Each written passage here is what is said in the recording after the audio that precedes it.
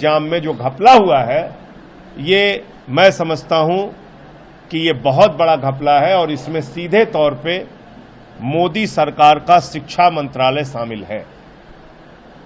NTA exam को conduct कराता है और आप सभी पत्रकार बंधुओं को जान के हैरानी होगी कि 67 बच्चे 720 अंक पाके टॉप कर जाते हैं।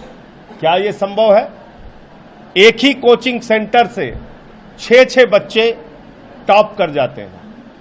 क्या यह संभव है?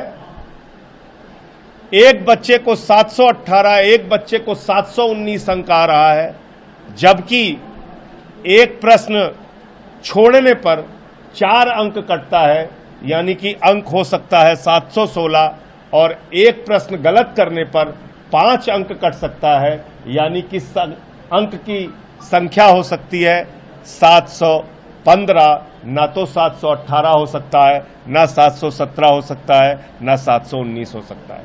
716 और 715 तो हो सकता है, लेकिन नीट के एग्जाम में 718, 19 और 17 अंक हो ही नहीं सकता। तो ये बहुत बड़ा घोटाला है और अगर आप आंख उठा के देखेंगे, नजर फिरा के देखेंगे, तो भारतीय जनता पार्टी शासित राज्यों में नीट का घपला, घोटाला, पेपर लीक का कांड हुआ है। तो इसलिए ये, जिसमें गुजरात का भी नाम आ रहा है, दूसरे राज्यों का भी नाम आ रहा है, ये बहुत बड़ा घोटाला है और बच्चों के साथ तो उनकी जिंदगी के साथ बहुत बड़ा मजाक है।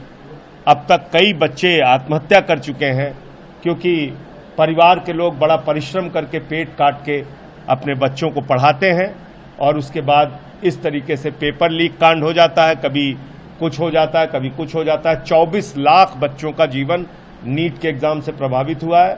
मैं आज देश के शिक्षा मंत्री को और प्रधानमंत्री को इसके लिए पत्र लिखूंगा और जब भी सदन शुरू होगा और मुझे बोलने का मौका दिया जाएगा तो निश्चित रूप से मैं इस विषय को वहां भी उठाऊंगा।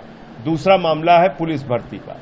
पहले तो आपने भारतीय सेना में अग्निवीर ला के नौजवानों को बर्बाद किया, भारत की सेना को कमजोर किया। 4 साल की नौकरी वहां पे कर दी आपने, ठेके पे आप सेना में भर्ती कर रहे हैं।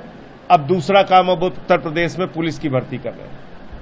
अभी लोगों से सुझाव और प्रस्ताव मांगे गए हैं कि हम आउटसोर्सिंग करेंगे पुलिस में। अब उसकी जिम्मेदारी क्या जनता के प्रति होगी? क्या उसकी जिम्मेदारी सरकार के प्रति होगी? आप अगर ठेके पे पुलिस भर्ती करेंगे यूपी में, कानून व्यवस्था की तो धज्जियां उड़ाई जाएंगी। तो इसलिए मैं उत्तर प्रदेश की बीजेपी की सरकार से चाहूंगा, योगी आदित्यनाथ जी से चाहूंगा कि अपने फैसले पर पुनर्विचार कीजिए। एक तो पेपर लीक कांड हुआ, उसमें अभी तक आप न्याय नहीं दे पाए। पुलिस भर्ती में 60 लाख बच्चों की जिंदगी बर्बाद हुई और अब आप ठेके पे पुलिस ला रहे हैं। तो इसका आम आदमी पार्टी विरोध करती है और अगर ये योजना लाई गई तो हम